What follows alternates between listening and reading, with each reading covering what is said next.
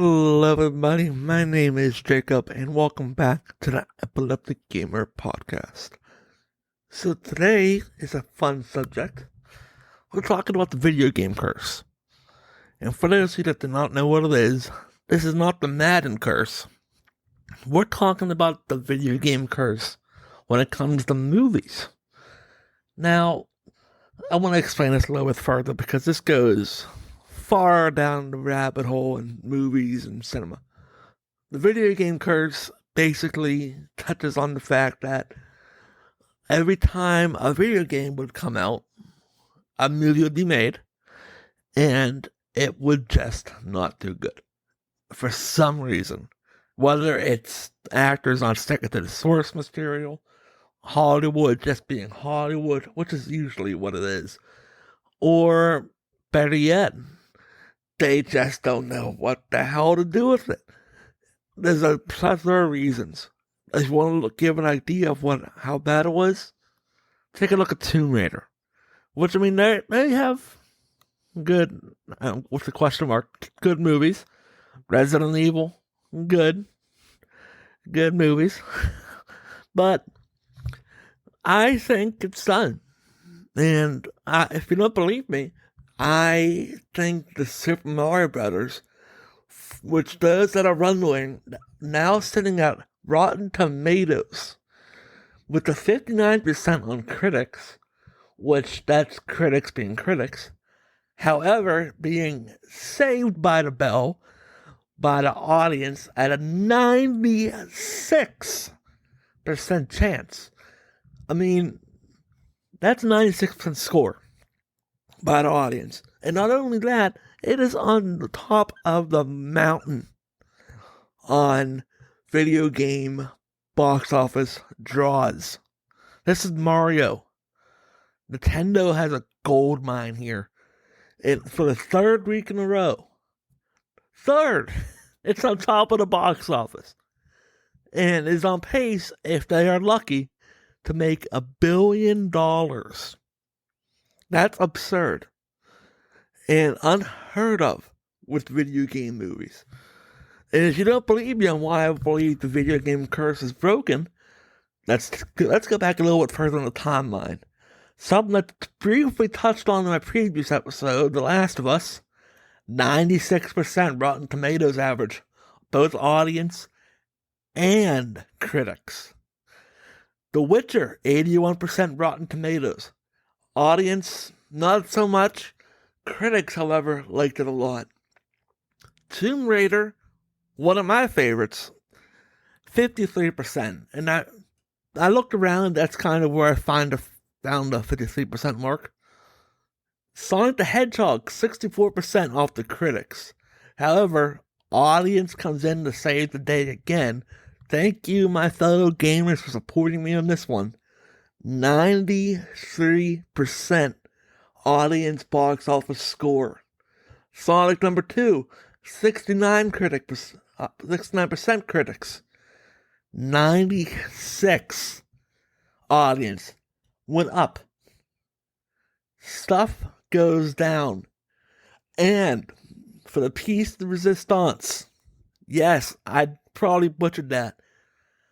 Arcane, across the board, 10 out of 10 on IGN, IMDb at 9 out of 10, and like full agreement critics and audience scores alike as of April 27th, 2023.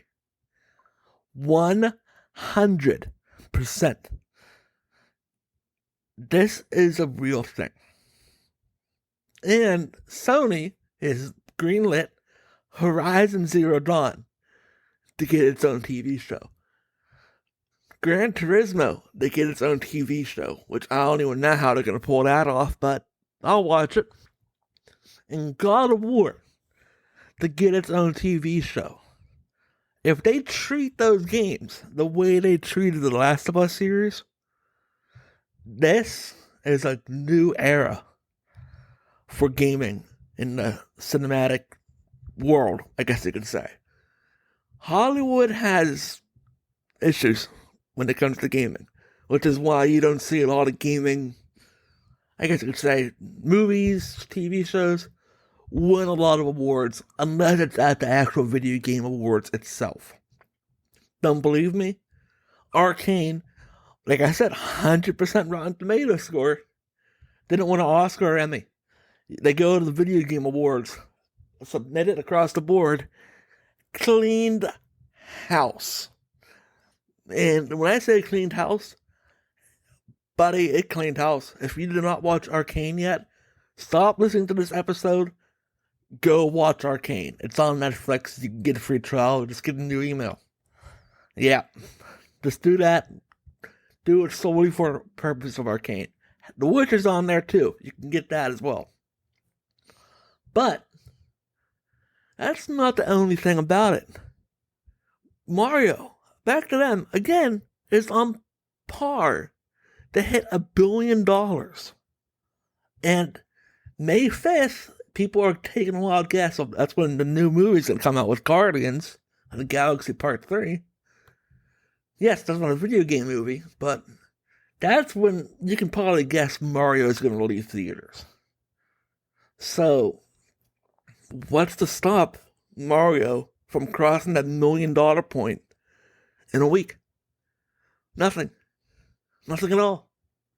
It is on par to hit it. And it is 100% going to. Why? Because Mario is a name that is recognizable. The Last of Us, Joel and Ellie, two of the most compelling characters in the past decade. And probably, if they make Part 3, which I am confident Part 3 is already in development, that will probably make a shitload of money for them. They approved Season 2 and beyond. That's going to be fun. Horizon Zero Dawn, I pray to God they gave that more than one season, because that game is so much fun. Same thing with Forbidden West, the Burning Shores, everything about it. So much fun. Gran Turismo, don't know how they're going to do it, but they can do it. So much. How even God of War. They can do so much of the God of War storyline, it ain't even funny. And you can even manipulate a few things in God of War. You can go to different mythologies with God of War. That's what's so fun about TV shows. The Last of Us, you can do so much and explore so much more in a TV show than you could in an 80-hour game. Because of time constraints. Because of budget. But now you have the TV show and you have so much more opportunity to do it, it ain't even funny. I feel like the second season of The Last of Us, spoiler alert for part 2, if you have not played it yet, I highly suggest muting this. You don't even have to kill off Joel in season 2. You don't. You can have the episode finale just completely end with Ellie finding out what happened in the hospital for real.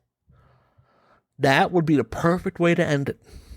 Then season 3 is where everything comes to a head. You can kick off season 3 as Joel dying. I don't care. But there's a lot to tell in part 2. And it's going to be a lot more than one season to tell it. Especially with both point of views of Abby and Ellie. It's going to be a ride. And I cannot wait to see how video games take over the landscape of cinema and TV. Because this video game curse, my friends, is broken. And it can only go up.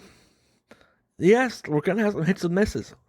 But what's to stop Nintendo from going to say, let's go, oh, Breath of the Wild, that did pretty well, and it's getting a sequel. Let's make a TV show on that. Or make a movie on that. Make a special on it. I don't know, Metroid seems fun. Hell, if Sony's doing Gran Turismo, let's do F-Zero. Yeah, there's a name you haven't heard in a while. F-Zero. That would be fun to explore. So much you could do. Star Fox you could do.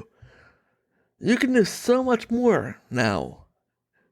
That it's just worth it.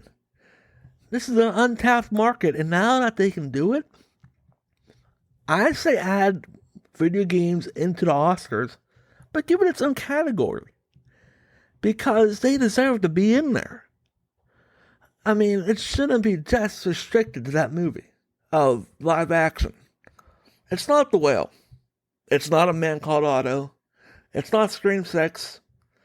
It ain't any Marvel movie that we're going to see. Granted, I'm going to give it that. But it's something special. Something that they need to include. And I feel like the Oscars have more than every right to do it. They won't, but they should. But that's just my opinion. I hope you guys have different opinions. I hope not too. I'm sure everybody has their own stance on it. But I want to thank you guys all for joining me because I am out of time. You have a great week. And I will see you in the next episode. Bye-bye.